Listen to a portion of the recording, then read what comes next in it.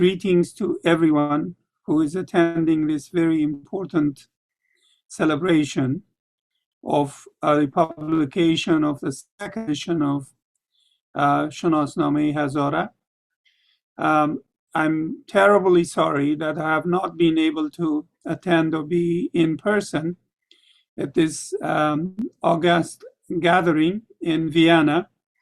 In fact, I am in Astana, the capital of Kazakhstan, attending another conference on social sciences and humanities in Central Asia. And I'm honored to be invited to address this important gathering. The issue that is very, very important for us is the nature of, or the status of, academic research in general on Afghanistan.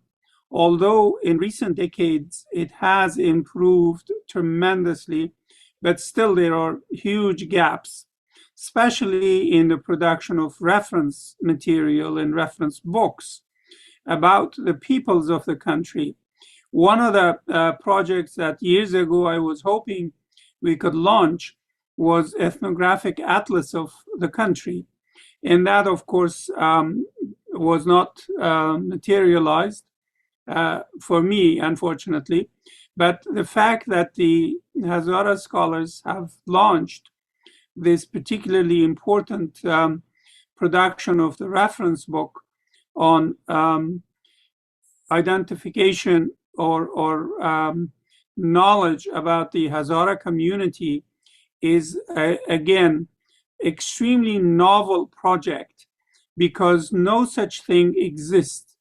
The only thing we have in terms of major reference books in Afghanistan is the earlier Ariana Encyclopedia, which of course has not been produced for at least the last 40 years. It stopped with a war on in Afghanistan. And before that, the only thing we had in it was covering part of the country was راهنمای قطغن in Badakhshan, a guide to the then provinces of Qataghan, which is northern Afghanistan, in Badakhshan province as such, which was produced in the 1920s. And that essentially covers villages, village by village, talks about who lives in these villages and the number of the animals. And of course, the intent was disarming the people, so a number of arms they had and so on. Aside from that, in more recent times, there is something called Atlasi Qaryajat Afghanistan, which government has produced. Again, it's very brief, and it's produced by the Markaz the statistical office, central office, and that's again not detailed in any form or fashion. So the production of encyclopedia of the Hazara is both an innovation and a very, very important development, because it's not only identification of villages that are inhabited primarily by the Hazaras, but also talking about the history, culture, and politics of this particular community who have been discriminated against for a very long time in the country. And probably there is the least amount written about the details of the history and lives and cultures and politics of this particular group. And fortunately, things have changed in the last, particularly 30 years or so, where the Hazara community who had been educated have become educated and have, in fact, earned themselves skills that were not there, especially academic skills, which they have put into good use in producing this particular encyclopedia. And it's particularly important that it is presenting a model, exactly, I mean, a model we terribly need, I'm sorry, and of course, we hope the rest of the Afghan ethnic groups, whether Tajiks, Uzbeks, Turkmen, Hazara, Nuristanis, and others, should imitate what has been done, and I think that the format that has been provided will be tremendously helpful for them, and I hope that they would, in fact, follow the path of the Hazara community. You are essentially perfecting, to some extent, the methodology for writing encyclopedia for Afghanistan.